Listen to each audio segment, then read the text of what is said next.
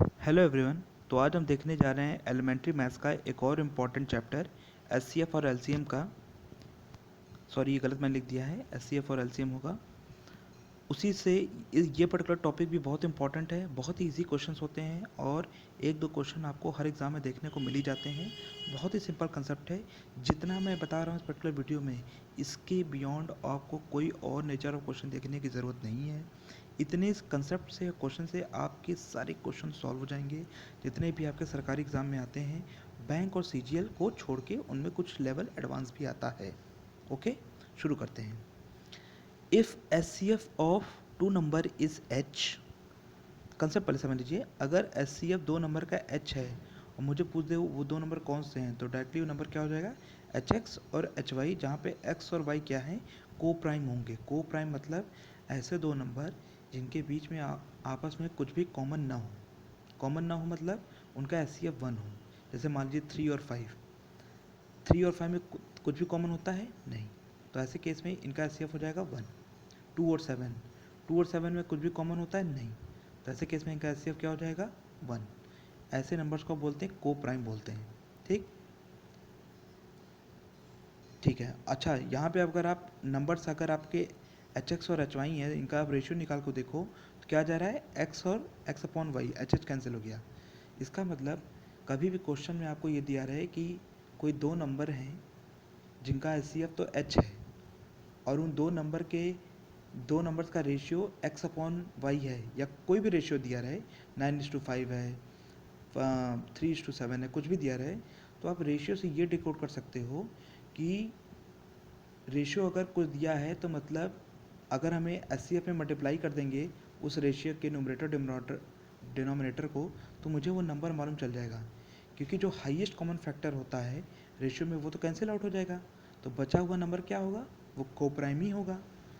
और हम डायरेक्ट जो भी नंबर है वो वो कौन से दो नंबर है जिनका वो एस निकाला गया है वो हम पता कर सकते हैं। इस पर्टिकुलर कंसेप्ट को हम आगे क्वेश्चन देखेंगे जो उसके यूटिलाइज़ किया है। ठीक है, तो ये तो हो गया कि अगर दो नंबर का एस सी एफ दिया है एच, तो नंबर क्या हो जाएंगे एच एक्स और एच वाई, और उनका एल सी एम कितना हो जाएगा, lowest common multiple H x Y.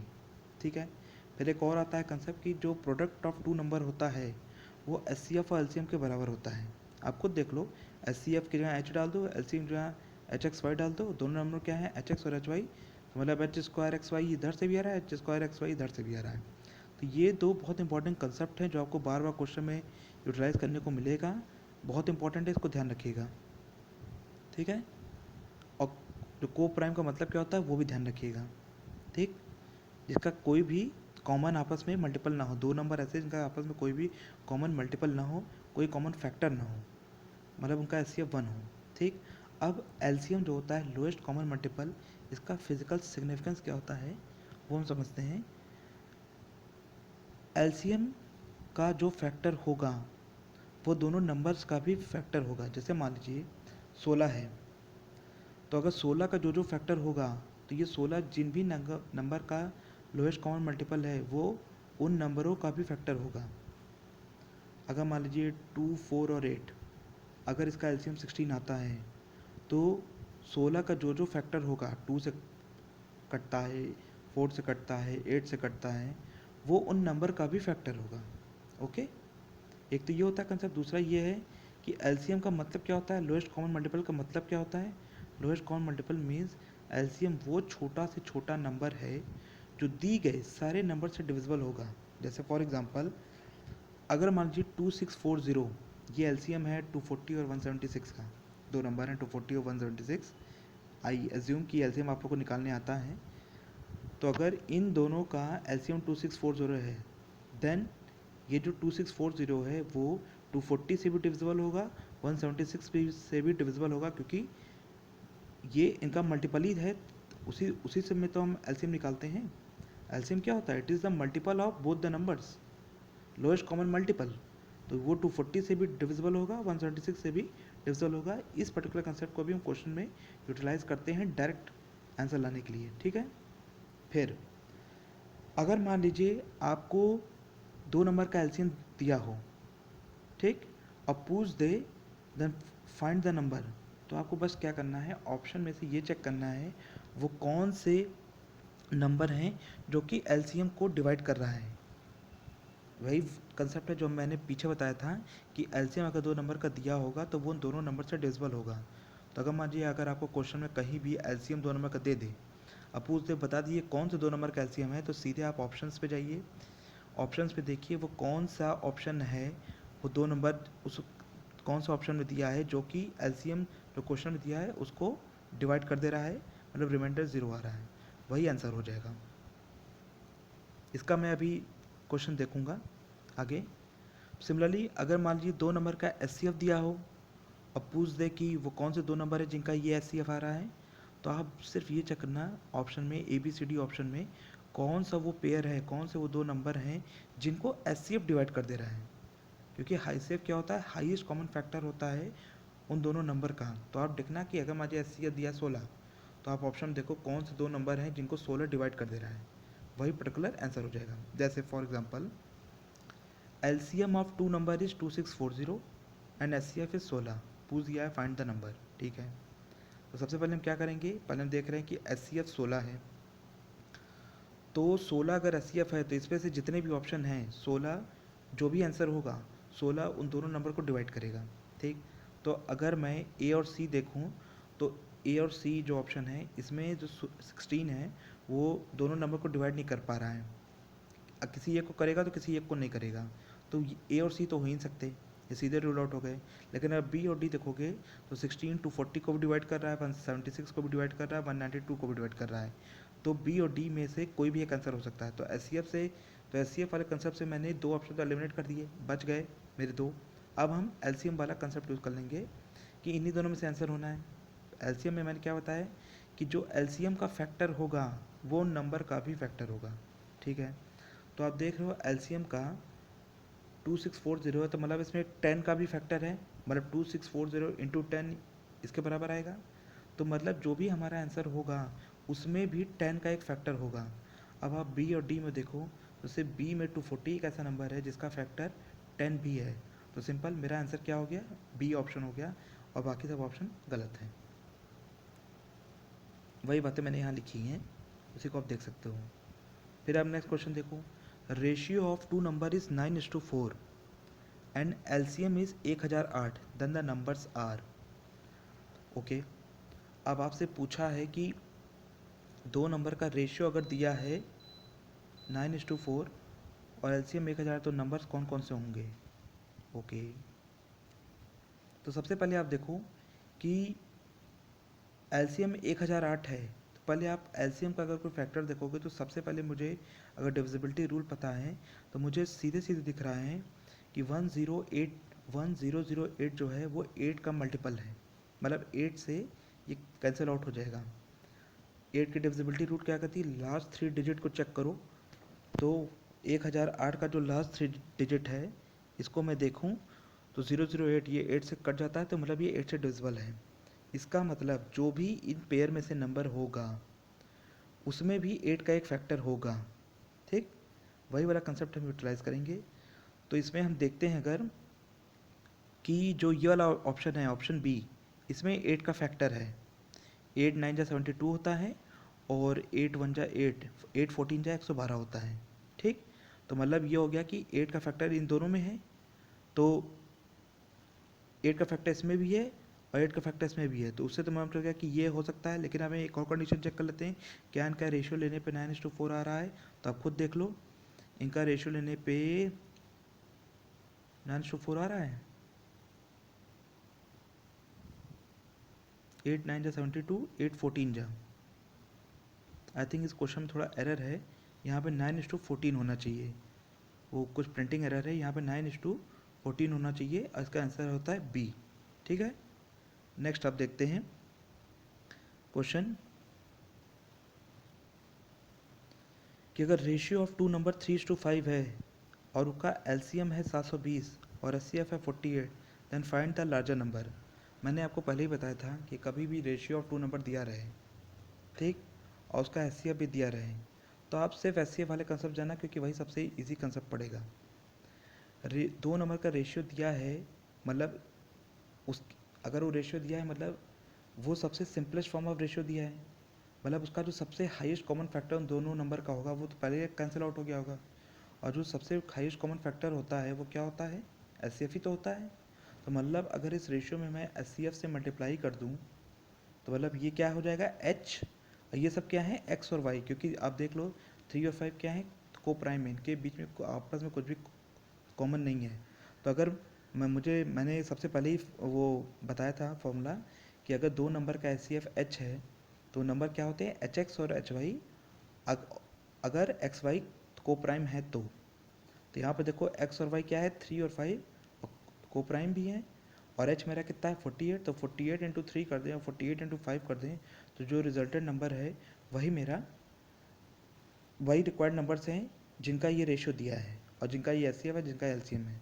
तो इसमें पूछा क्या लार्जर नंबर पूछा है तो 48 इंटू 5 कर दो, 5 8 40, 240, ये मेरा आंसर है, ये लार्जर नंबर आ गया। देख लिया, आपको कोई भी एलसीएम का यूज़ ही नहीं करना पड़ा, ना कोई और, मात्र एक लाइन में हो गया। फिर आप देखो sum of two number is 1215 and their H is 81। तो क्या कितने पॉसिबल वैल्यूज़ हो सकते हैं ऐसे नंबर्स की। तो सिंपल जो कंसेप्ट मैंने बताया था कि अगर दो नंबर का एच सी एफ एच है तो नंबर क्या होते हैं एच एक्स और एच वाई। तो मैं दो नंबर को मान ले रहा हूँ, कौन कौन से हो जाएंगे 81x और 81y, क्योंकि एच सी एफ तो पहले से दिया है। अब क्या दिया है, इन दोनों नंबर का सम जो है वो 1215 है, मतलब 81x plus 81y equals to 1215। Simplify कर लो, x plus y is equals to 15। अब आपको ध्यान में क्या रखना है कि ये जो x और y होते हैं वो को प्राइम होते हैं, शुरुआत के कंसेप्ट मैंने बताया था। तो मतलब एक्स इस इक्वेशन को जो भी नंबर सेटिस्फाई करेगा उसमें मुझे ये चयन करना है कि बस वो जो एक्स और वाई की जो वैल्यू हो वो को प्राइम हो। तो पहले तो हम लिख लेते हैं कि इस पर्टिकुलर इक्वेशन के लिए कौन कौन से नंबर हो सकते हैं बिना रेपिटेशन के। तो आप देखो वन, अगर एक्स की वैल्यू 1 रहे, वाई की वैल्यू 14 रहे तो 15 आएगा, सही है। सिमिलरली हम जितने वैल्यूज वो लिख लेते हैं, 2 और 13 15, 3 और 12, 4 और 11, 5 और 10, 6 और 9 और 7 और 8। इसके बाद आप देखोगे तो फिर से 8 और 7 आएगा तो रेपिटेशन होगा, ये पूरी वाली चीज़ रिपीट होगी। तो हम वो रिपीटेड वाले को नहीं लेंगे, सिर्फ जो पहली बार में आ रहा है वही लेंगे। अब आप देखो इतनी सारी वैल्यूज़ मुझे दिख रही हैं, लेकिन मुझे देखना क्या है साथ में कि वो दोनों पेयर होने चाहिए, को प्राइम होने चाहिए। तो 1 और 14 को प्राइम है, यस है। 2 और 14, 2 और 13 को प्राइम है, यस है। 4 और 11 है, 7 और 8 है, 3 और 12 नहीं है। तो इस तरह आपने देखा 1 2 3 4 सिर्फ 4 ऐसे पॉसिबल वैल्यूज़ हैं जो इसको सेटिस्फाई कर रहे हैं, को प्राइम है। तो आंसर कितना हो जाएगा, there are the 4 possible values. फिर आप देखो अगर मान लो इसी क्वेश्चन में रहता कि the product of two number is 1215 और उनका एच सी एफ 81 है, तो नंबर्स क्या थे 81x और 81y, तो मतलब 81x y इक्वल्स टू 1215 आ जाता, एक्स वाई की वैल्यू 15 आ जाती। ठीक, अब हमें फिर एक्स और वाई की पॉसिबल वैल्यूज़ निकालनी है, तो हम क्या करेंगे, एक्स और वाई की वो वैल्यू ढूंढो जिससे ये इक्वेशन सेटिस्फाई हो। तो एक्स की वैल्यू क्या हो सकती है 1, वाई की वैल्यू 15, और एक बार हो सकती है 3 और 5, और उसके बाद फिर क्या आएगा 5 और 3, तो वो फिर रेपिटेशन होगा, तो उसको तो हमें लेना नहीं है, जो हमें पहली बार आया था वही लेना है। तो आप देखो क्या 1 एक्स और वाई ये जो पेयर्स हैं ये को प्राइम है, 1 और 15 को प्राइम है, यस है। 3 और 5 को प्राइम है, यस है। तो हमारे 2 पॉसिबल वैल्यूज़ हो गए। तो देखिए आप दोनों केस में जो क्वेश्चन पूछा उसके हिसाब से आंसर भी चेंज हो गया। जब ये सम ऑफ नंबर दिया था तो 4 पॉसिबल वैल्यूज़ थे, और जब प्रोडक्ट ऑफ नंबर दिया था 2 पॉसिबल वैल्यूज़ हो जाएंगे। ये तो हो गए आपके जनरलाइज्ड, एकदम जो डायरेक्ट एलसीएम के सवाल समझ में आते हैं कि हाँ ये एचसीएफ और एलसीएम के सवाल हैं, उससे बेस्ट सवाल। कुछ सवाल ऐसे एल्सियम के ऐसे आते हैं जिसमें आपको खुद पता करना पड़ेगा, उसको डिकोड करना पड़ेगा कि एचसीएफ का सवाल है कि एलसीएम का सवाल है। सपोज मान लीजिए कि किसी वर्कर की मंथली सैलरी है 3,239 रुपीज़, ठीक, लेकिन महीने के एंड में आपने उसको दिया 2,2923 रुपीज़, मान लीजिए वो कुछ दिन एबसेंट हो गया और आपने उसको दिया 2,923 रुपीज़, और आपसे पूछ दे कि उसकी मैक्सिमम डेली वेजेस कितने हैं, क्योंकि मान लीजिए अगर 30 दिन का महीना होता है तो आप कुछ भी एक्स रुपये डेली उसका बनता था पर डे का, तो एक्स इंटू 30 कर दो तो उसका मंथली वेजेस आ जाएगा। लेकिन मान लीजिए कुछ दिन वो एबसेंट हो गया, 17 दिन एबसेंट हो गया, 18 दिन एबसेंट हो गया, ये मुझे नहीं पता, और आपने उसको दिया है 2,923 वेजेस, तो हमें ये पता करना है कि मैक्सिमम डेली वेज कितना था इस इंफॉर्मेशन से। तो इसका मतलब क्या होगा, अगर मैं इन दोनों का एच निकाल दूँ हाईएस्ट कॉमन फैक्टर, क्योंकि वह वो इसमें भी इंक्लूडेड होगा, जो मैंने सैलरी दी है और जो उसकी सैलरी बनती है उसी के हिसाब से होगा। क्योंकि मान लीजिए अगर उसकी महीने की सैलरी 30x बनती और 17 दिन एबसेंट था, तो मैंने उसको 13 दिन का पैसा दिया, तो मैं फिर 13x ही दूंगा ना, तो जो x है वो दोनों में कॉमन है। तो वही चीज़ मैं कर रहा हूँ, इनका एच निकाल ले रहा हूँ। इनका एच अगर निकालोगे तो आपका आ जाएगा 79। तो 79 क्या हो गया, 79 is the maximum daily ways of that particular worker. अच्छा, एच निकालने का आपको एक तरीका है कि दो नंबर का एच है, एक तो डिवाइड वाला है और एक शॉर्टकट ये होता है कि इन दोनों नंबर का डिफरेंस ले लो। डिफरेंस लेके जो भी डिफरेंस आए उसका फैक्टर लिख लो। अब आप देख लो कौन कौन सा फैक्टर है जो इन दोनों नंबर को डिवाइड कर रहा है। जो डिवाइड ना करें उनको आप छोड़ दीजिए। तो आप देखो कि 2 डिवाइड नहीं कर रहा है, 2 इज इवन, ये तो ऑड है, तो डिवाइड नहीं करेगा तो छोड़ दो। दूसरा वाला 2 भी डिवाइड नहीं करेगा, उसको भी डिस्कार्ड कर दो। जो डिवाइड करे फैक्टर बस उसी को लेना है, वही एस हो जाएगा। तो 79 डिवाइड करता है तो 79 को ले लिया, दिस इज द आंसर। इसके अलावा एक कोई और क्वेश्चन है, हाँ एक दो क्वेश्चन और है, उसको भी देख लेते हैं। Find greatest number that divides 556 763 349 and least 4 as remainder. और ऑप्शन अगर ये दिया रहे तो सिंपल कहना है ग्रेटेस्ट नंबर पता करना है जो कि डिवाइड करे। अच्छा, और 4 रिमाइंडर आता है। तो आप देखो अगर किसी नंबर को किसी नंबर से डिवाइड करने पे ये रिमाइंडर आ रहा है, कोई भी एक ये रिमाइंडर आ रहा है, तो अगर उस रिमाइंडर को उस नंबर में से माइनस कर दो तो उस चीज़ को तो वो पूरा डिवाइड कर देगा। जैसे मान लीजिए नंबर है 7, 7 को 2 से डिवाइड करने पे एक रिमाइंडर आ रहा है, तो मतलब जो उस रिमाइंडर को अगर मैं उस नंबर से माइनस कर दूँ, 7 से माइनस कर दूँ, तो वो जो वैल्यू आएगी उसको तो 2 पूरा डिवाइड करेगा। मतलब 7 - 1 6, 6 इज डिविजिबल बाय 2। वही चीज़ हम यहाँ पे किए हैं। पहले हम जो रिमाइंडर आ रहा है उसको तीनों में से माइनस कर लेते हैं। 556 माइनस 4 552, 763 माइनस 4 ये, 349 माइनस 4 ये। अब जो भी नंबर होगा इसमें से हाईएस्ट कॉमन फैक्टर, वो इन तीनों को तो पूरा डिवाइड करेगा। तो मतलब सिंपल क्या करना है, मुझे इन तीनों नंबर का एचसीएफ निकालना है। फिर वही एचसीएफ निकालने का वो शॉर्टकट ट्रिक, 3 नंबर अगर दिए हैं तो 2 नंबर दिए हैं तो पहले डिफरेंस निकालो, और अगर 3 नंबर दिए हैं तो पहले दोनों के बीच में डिफरेंस निकालो। जो लोएस्ट पॉसिबल डिफरेंस हो उसी का फैक्टर लिख लो। तो लोएस्ट पॉसिबल जो डिफरेंस है वो है इन दोनों के बीच में आ रहा है 207, इसका फैक्टर आ रहा है 3 और 69। 3 इंटू 69 ये आ रहा है फैक्टर। अब 3 से देखो क्या ये सब डिविजिबल हैं, 5 5 10 एक सॉरी 5 5 10 एक 12 हाँ है, 7 5 12 12 7 5 12 और 12 और 9 21, 321 ये भी डिविजिबल है, 4 3 7 5 12 ये भी डिविजिबल है। ठीक है, मतलब 3 भी होगा, और 69 से कैसे डिविजिबल है, 69 से भी डिविजिबल है।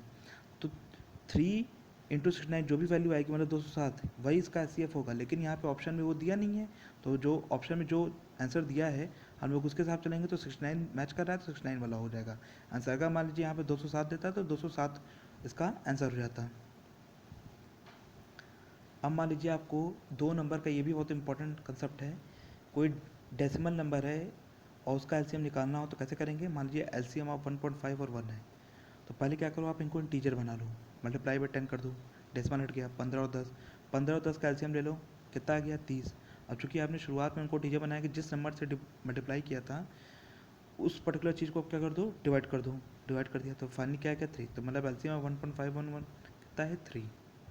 सिमिलरली किसी फ्रैक्शन का आपको 3 फ्रैक्शन का 2 फ्रैक्शन का एलसीएम पूछ दे तो एलसीएम फ्रैक्शन कितना होता है, LCM of numerator upon HCF of denominator.